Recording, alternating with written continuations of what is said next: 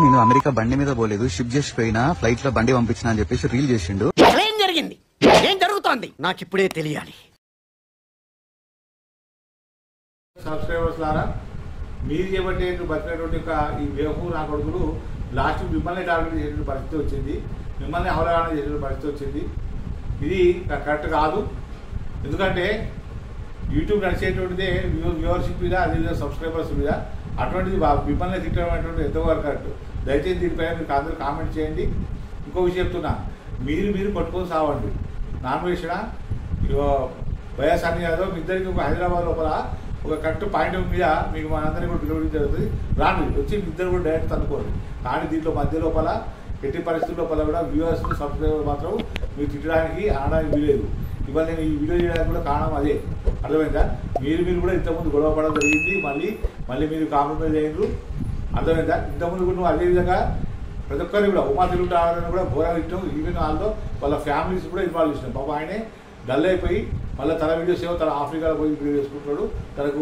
తన వీలైంది తను చేసుకుంటున్నాడు. అదేవిధంగా రవి తెలుగు ట్రావెలర్ ఒక డిగ్నిఫైడ్ పర్సన్, తర్వాత మంచి ఒక టాలెంట్ ఉన్నటువంటి వ్యక్తి, విదేశీ ప్రపంచ వ్యక్తి, ప్రపంచ తిరగలేదు. నువ్వు పాస్పోర్ట్ చూపించు, నీకు ఎందుకురా?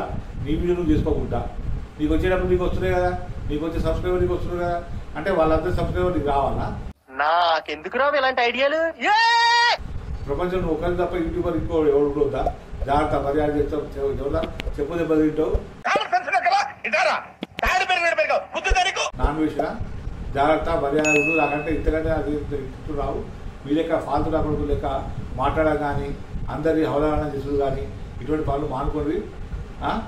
ఇదొక తెలుగు ట్రావెలర్ ఫ్యామిలీలో ఈ విధంగా ఉంది.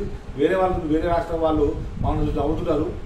ఏది తెలుగు యూట్యూబర్స్ లోపల ట్రావెలింగ్ ఛానల్ లోపల ఇటువంటి అవగాహన ఎక్కువగా ఉన్నారు. వీళ్ళందరినీ ఏ విధంగా బేర్ చేస్తున్నారని.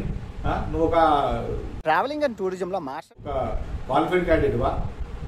నువ్వు ట్రావెలింగ్ లోపల మాస్టర్ చేసినావా?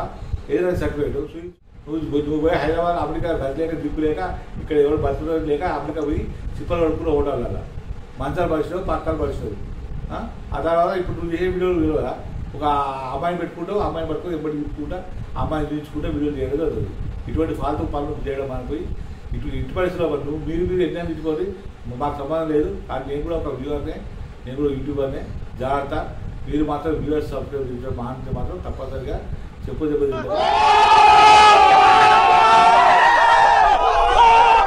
నువ్వు బయాస్ అన్యాయం తిట్టడం కాదు, బయాస్ అన్యాయంతో పాటు బయూస్ అన్యాయ యొక్క సబ్స్క్రైబర్ కూడా నువ్వు తిట్టడం జరిగింది. వాళ్ళను డిఫేమ్ చేయడం జరిగింది.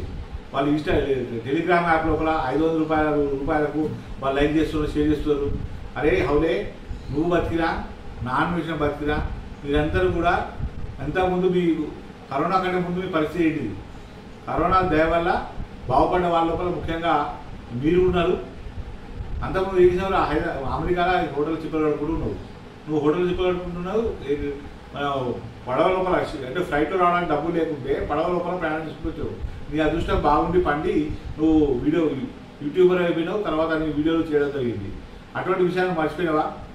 నువ్వు ఇట్లా అందరినీ డిఫేమ్ చేసుకుంటూ, అందరినీ డిగ్లామర్ చేసుకుంటూ, అందరినీ కూడా వాళ్ళ యొక్క సబ్స్క్రైబర్ అనేటువంటి అందరినీ కూడా డైవర్ట్ చేయడం అనేటువంటి నా హ్యాబిట్.